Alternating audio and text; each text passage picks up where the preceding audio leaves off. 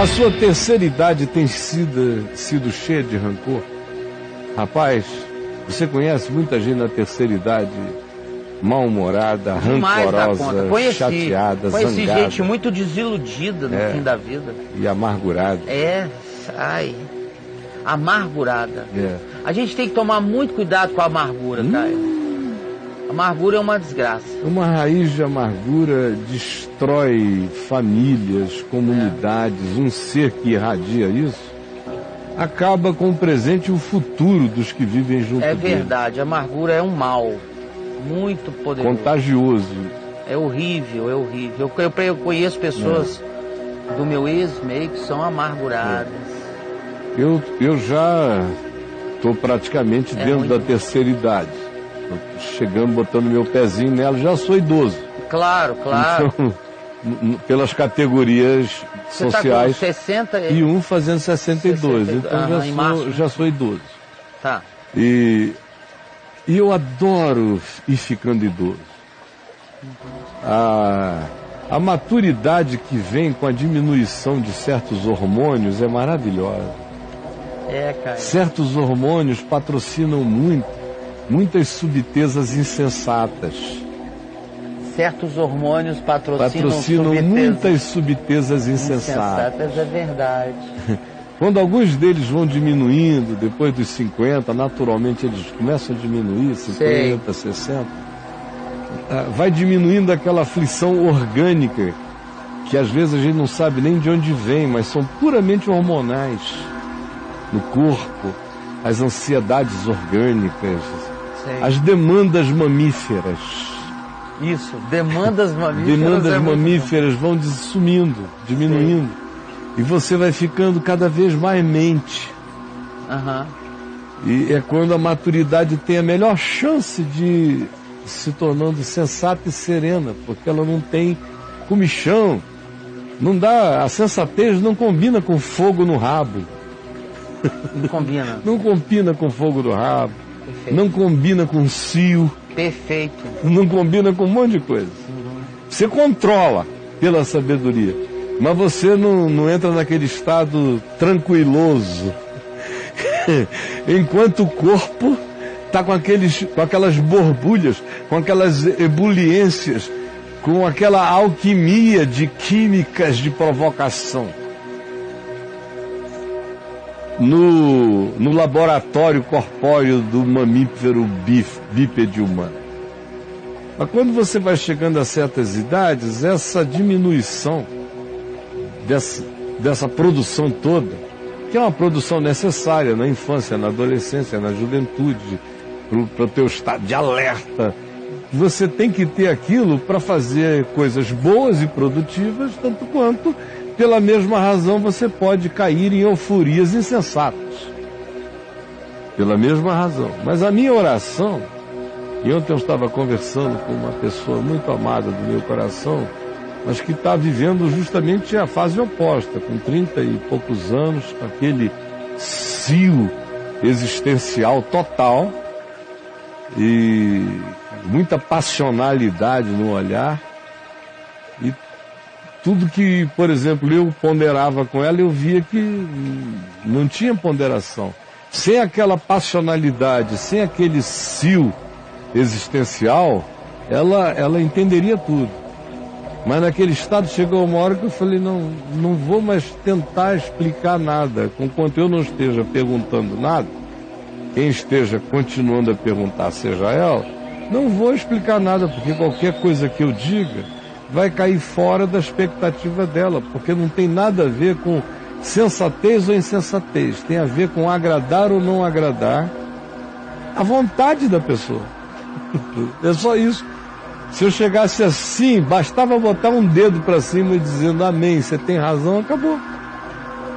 Mas era claramente uma conversa entre o cio existencial e o estado de serenidade da terceira idade.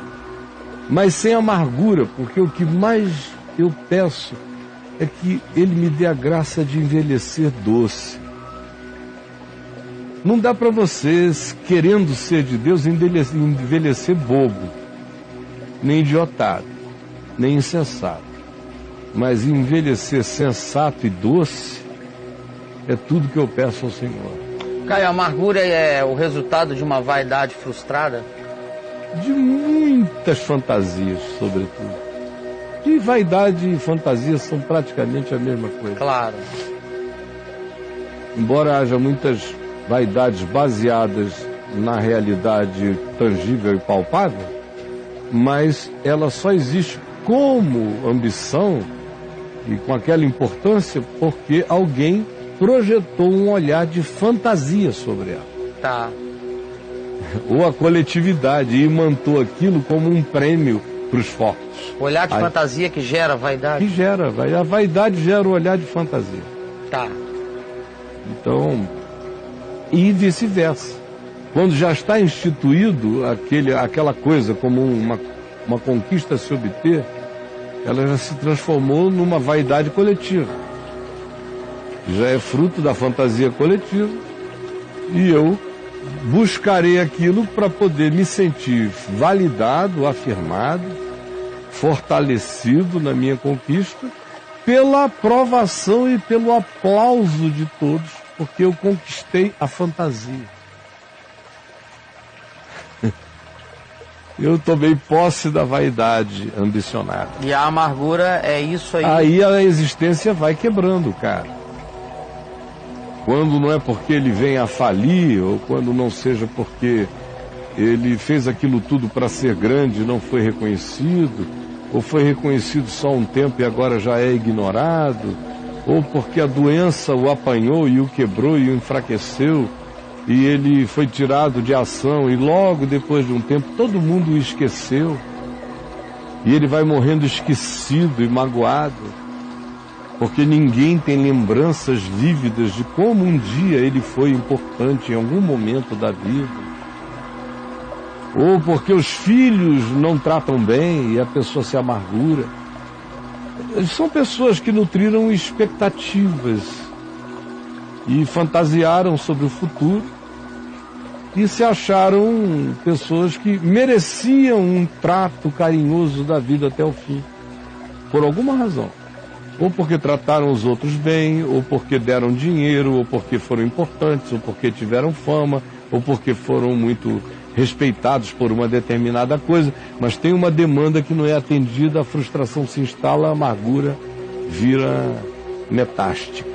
Meu Deus. E vai contaminando tudo. Uhum.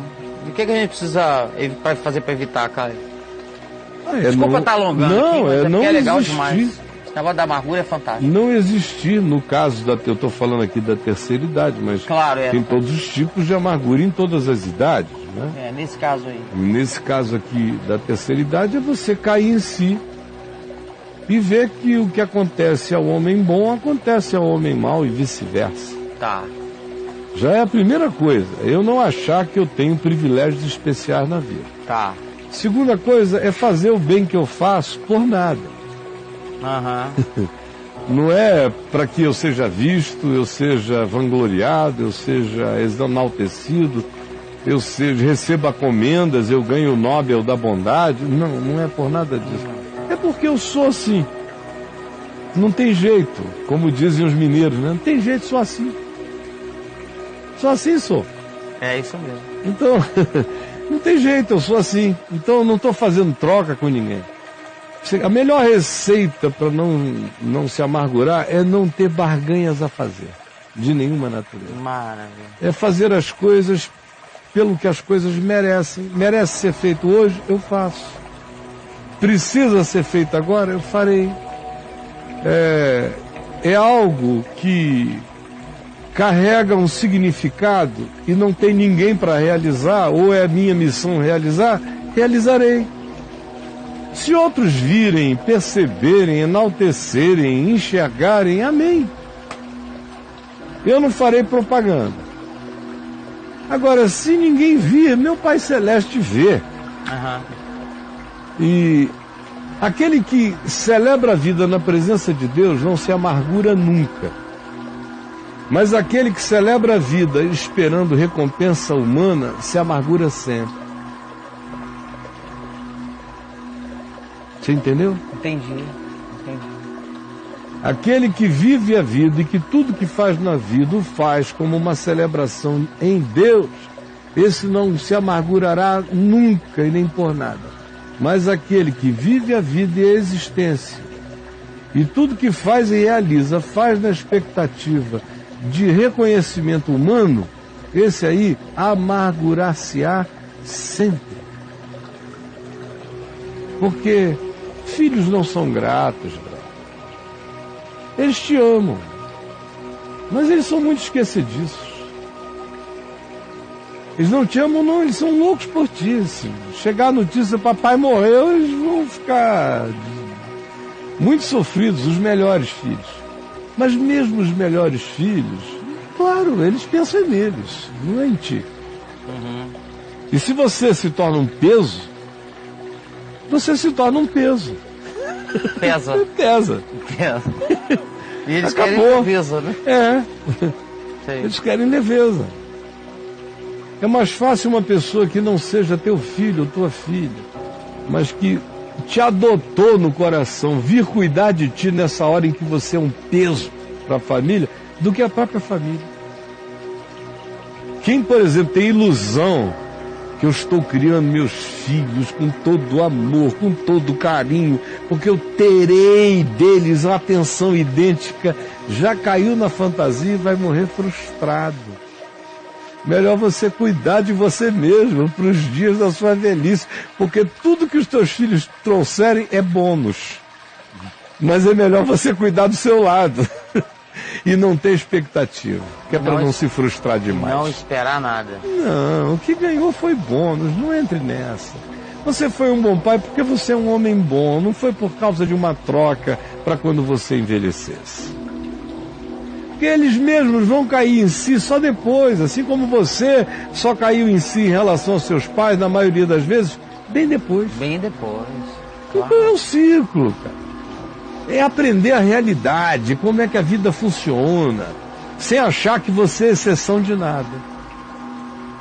Quando você tem essa atitude, tereis aflições. No mundo tereis aflições. Já realizou a bagaça. Mas tem de bom ânimo. Eu venci o mundo, aí você vai. Mas se não for assim, já era. Você tem chance quando você pensa assim, né? Tem chance não, você tem mais do que chance. É. Você já venceu quando você pensa assim. E persevera assim. Mas se você tiver expectativas fantasiosas, aí, meu amigo, grande será a sua frustração. Quer falar aqui com a gente? Então vamos lá. Você de qualquer idade, rancor, amargura, essas coisas todas, mostra aí para nós de novo, por favor, a imagem. Olha aí, brother, olha a imagem. Chegou, só tem gente de uma certa idade, mas chegou essa aí, furou a fila. Aí chega esse outro aí, mais velho do que ela, aí, ó. Isso. Dá-lhe logo um cacete. Tranquilo. Você Resolveu. vê Né? o nível de amargura desse cara. Ela deve ter chegado aí com seus 60, ele está com seus 72. Ah, é? Tem um monte de gente em casa que não dá tiro assim de revólver. Claro. Mas manda bala. Manda bala o tempo todo. Manda Então, bala direto. você pode ser a vítima dele, ou pode ser que eu esteja falando com o senhor, com a senhora, meu colega de terceira idade, meu amigo idoso. Quer conversar comigo? Como você ficou cheio de rancores?